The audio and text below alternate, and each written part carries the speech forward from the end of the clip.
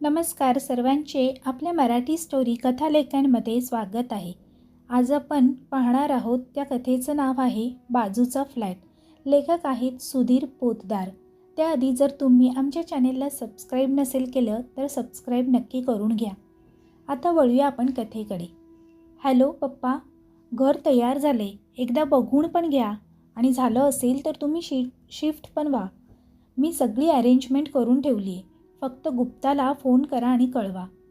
समीरचा असा फोन आला आणि गजाननराव आणि सुलभाताईंना हायसं वाटलं. इतके दिवस मुंबईत राहून वैतागलेल्या त्या दोघांना समीरची बदली सिंगापूरला झाल्यानंतरच मोकळीक मिळाली आणि ते दोघे नाशिकला जायला निघाले. समीरचा नवीन प्रोजेक्ट मोठा असल्याने तो मिनल आणि प्रांजललाही घेऊन गेला. आता पुढची 2-3 वर्ष तरी गजाननराव आणि सुलभाताई नाशिकच्या फ्लॅटवर निवांत आयुष्य जगणार होते. पोस्टातून रिटायर झाल्यावर समीरच्या मुंबईतल्या घरी बसून राहणं त्या दोघांनाही जड झालं होतं.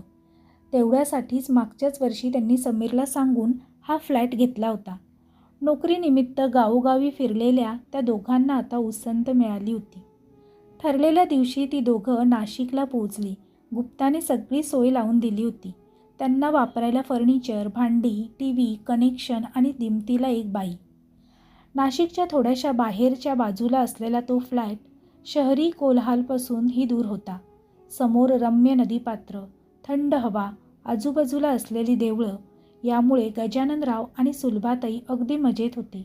सुलभाताईंना तशी लोकसंग्रहाची आवड, त्यामुळे नवीन बिल्डिंगमध्येही कोणी भेटेल गप्पा मारायला तर बरं म्हणून त्या नेहमी खाली जाऊन बसत आणि येणाऱ्या जाणाऱ्याची विचारपूस करत.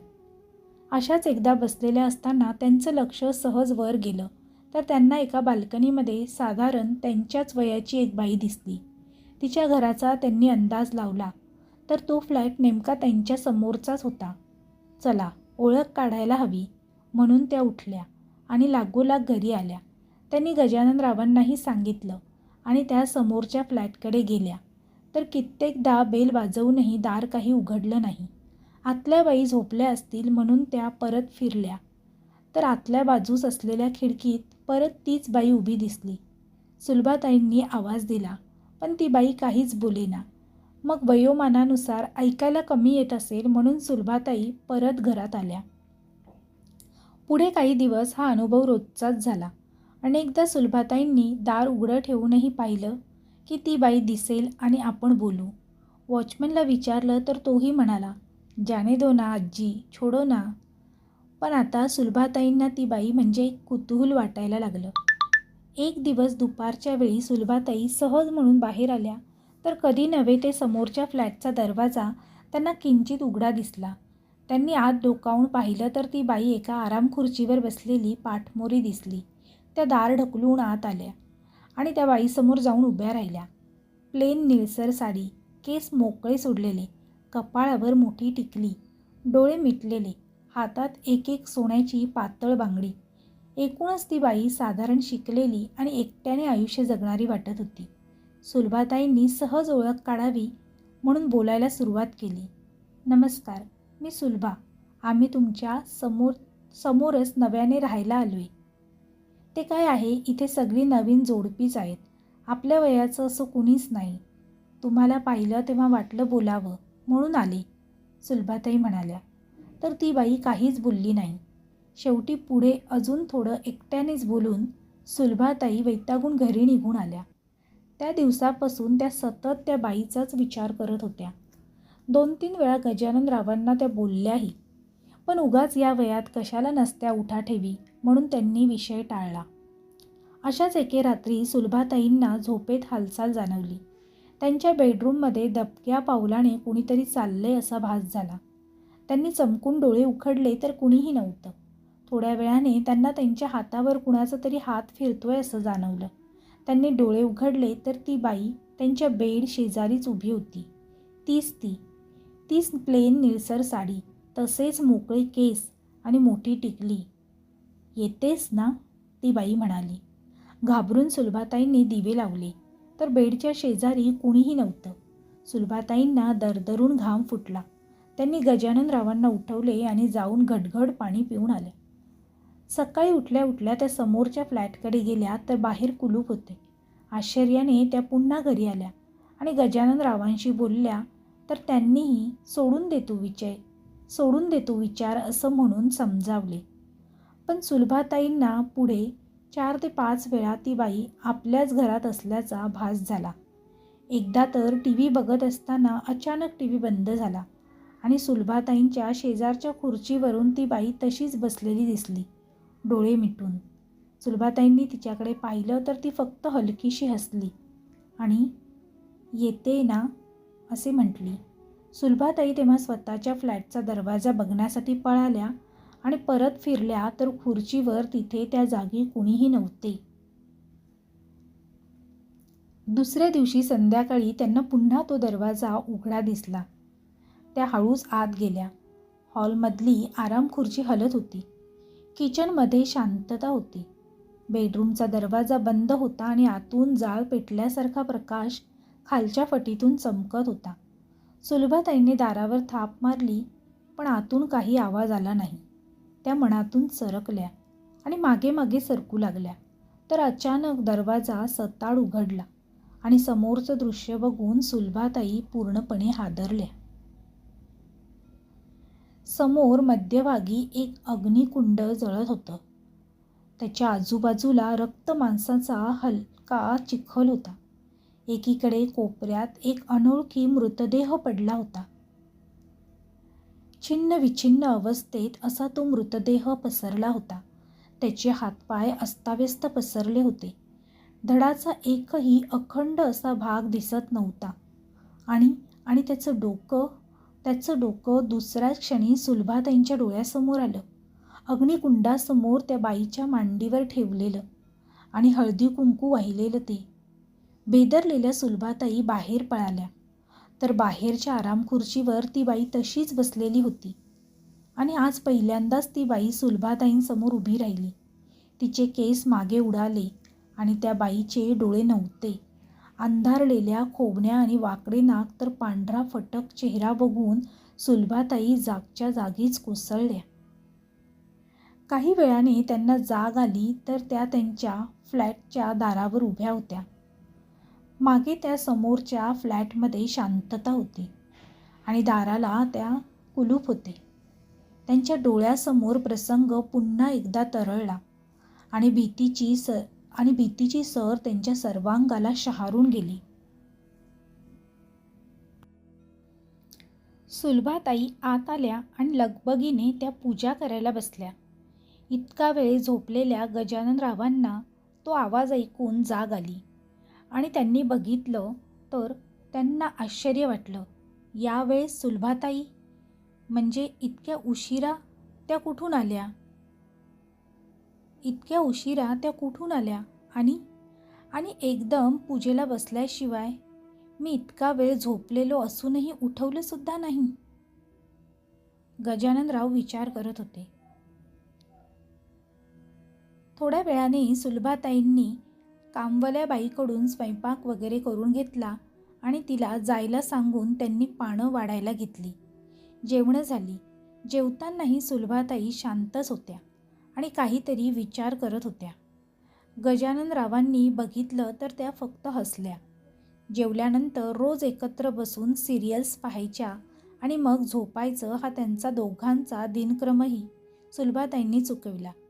गजाननरावांनी रात्री झोपायला जाताना समीरला व्हिडिओ कॉल केला तर त्याला माझं डोकं दुखतंय सांगून सुलभाताई लगेच बेडरूममध्ये गेल्या.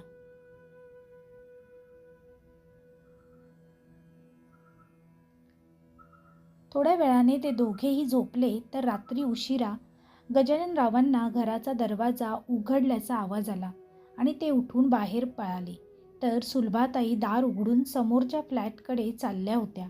गजाननरावांनी त्यांना हाक मारली तर अगदी भांबावल्यासारख्या त्या मागे फिरल्या आणि पुन्हा परत येऊन त्या झोपल्या. दुसऱ्या दिवशी नाश्त्याच्या वेळेस सुलभाताईंनी त्यांना अजिबात न आवडणारं कुळीदाचं थालीपीठ बनवायला सांगितलं. पण पुन्हा एकदा पूर्ण शांततेत आणि गजाननरावांकडे नुसते हसत बघून. पुढे काही दिवसांच्या अंतराने 3-4 वेळेला रात्रीचं उठून जाणं आणि गजाननरावांनी आवाज देणं घडून गेलं. गजाननरावांनी हे सगळं समीरच्या कानावर घातलं आणि तोही काही दिवसांची सुट्टी टाकून परत आला. तो आल्यावर सुलभाताईंना आनंद झाला. त्यांच्या चेहऱ्यावर समाधान दिसू लागले. त्या अनेक वेळेला कसला तरी श्लोक की मंत्र काहीतरी म्हणत असत. इतक्या दिवसात समीरला कधी त्या रात्रीच्या बाहेर जाताना दिसल्या नाहीत.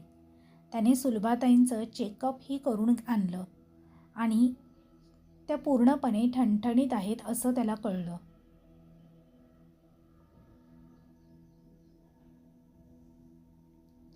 शेवटी काही दिवसांनी त्याने परत जाण्याचा निर्णय घेतला आणि तशी तयारीसुद्धा सुरू केली. एके दिवशी संध्याकाळी त्याने चहा घेता घेता तसं सांगितलं. ते ऐकून सुलभाताईंचा चेहरा मात्र एकदम लाल झाला. त्या रागाने समीरला न जाण्याबद्दल बजावू लागल्या.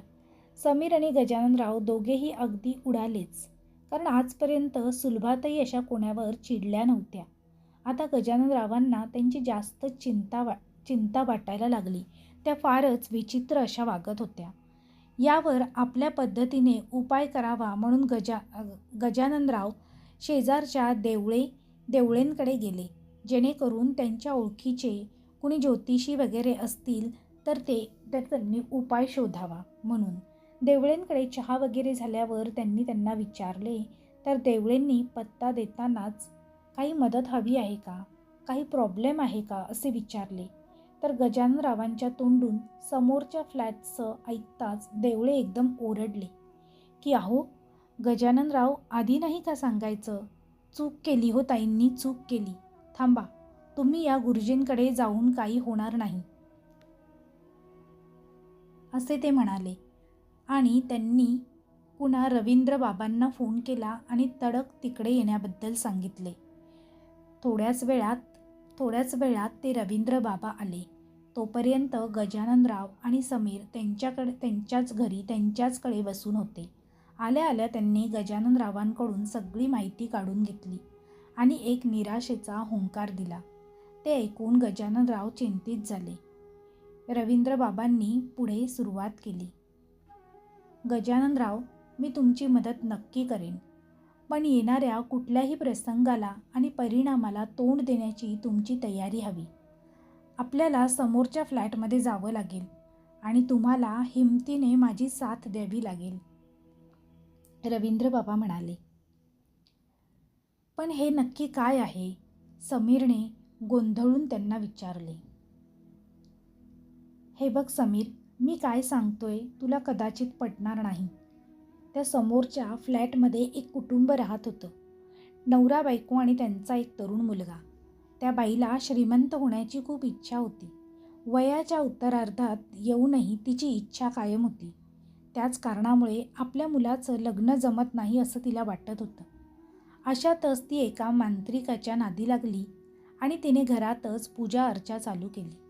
त्या मांत्रिकाने तिला 5 बळींची गरज आहे म्हणून सांगितले. तर तिने पहिल्याच अमावस्येला स्वतःच्या नवऱ्याला मारले आणि दुसऱ्या अमावस्येला मुलाला. पुढे तिसऱ्या अमावस्येला म्हणजेच साधारण 6 महिन्यांपूर्वी तिने स्वतःला संपविले आणि त्यानंतर त्या फ्लॅटमधून अमावस्येच्या जवळपास ती दिसायला लागली. पण या लोकांनी मला बोलावून घेतले आणि मी पूर्ण बिल्डिंगमध्ये माझ्या अभ्यासाने पवित्रता आणली. फक्त नियम एकच होता, कधी जर त्या फ्लॅटचा दरवाजा उघडा दिसला तर आत जायचं नाही अजिबात.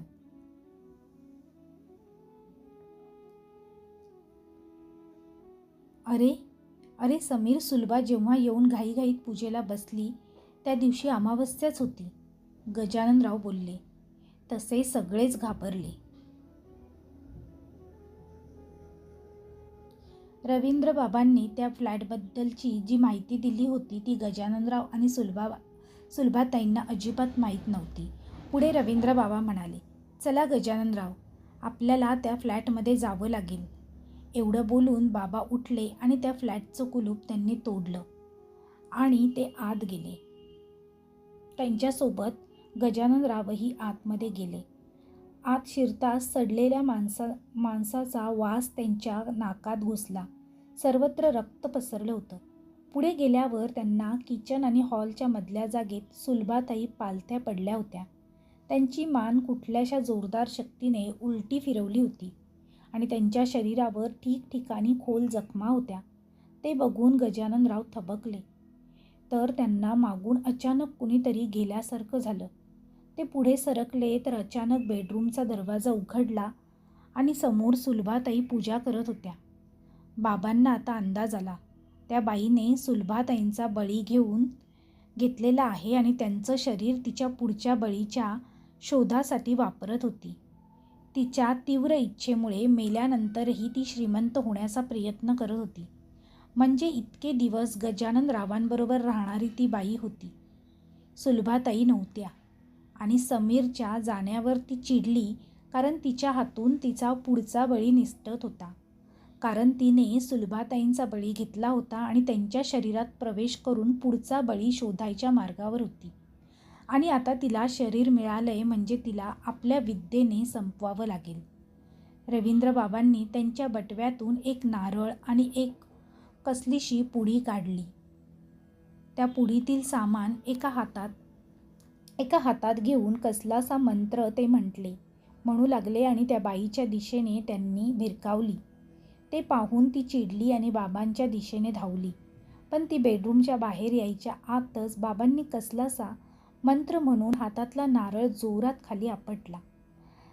हातातला नारळ जसा जोरात खाली आपटला तसा त्याबरोबर त्या बाईचे म्हणजेच अनेक तुकडे होऊन इकडे तिकडे पसरले आणि ते सर्व चमकून नाहीसे झाले.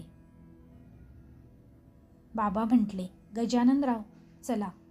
सुलभाताईंना आपण नाही वाचवू शकलो, पण पुढे वाढून ठेवलेला धोका आता नाहीसा झाला आहे. रडत रडत गजाननराव बाहेर आले आणि त्यांनी समीरला सगळी हकीकत सांगितली आणि सुलभाताईंच्या शरीराला उचलून बाहेर आणलं. सुलभाताईंच्या सर्व दिवस कार्यानंतर समीर गजाननरावांना घेऊन दुःखात आणि काहीशा समाधानात परत सिंगापूरला निघून गेला. समाप्त. तर मित्रमैत्रिणींनो, ही छोटीशी कथा तुम्हाला कशी वाटली हे कमेंटद्वारे कमेंट करून नक्की कळवा. तसेच तुम्हाला जर ही कथा आवडली असेल तर तुमच्या जास्तीत जास्त मित्रपरिवारांसोबत शेअर करायला विसरू नका. हा व्हिडिओ आवडला असेल, कथा आवडली असेल तर कथेला लाईक करा आणि शेअर करा. त्याचप्रमाणे आमची मराठी स्टोरी कथालेखन हा चॅनेल तुम्हाला आवडत असेल तर चॅनेलला सबस्क्राईब करायला विसरू नका. सोबतच बेल आयकॉनवर ओकेवर सेट करा, जेणेकरून तुम्हाला नवनवीन व्हिडिओचे नोटिफिकेशन असेच लगेचच मिळत राहतील. पुन्हा भेटूया अशीच एक नवीन आणि सुंदर कथा घेऊन. तोपर्यंत सर्वांना धन्यवाद. Bye bye.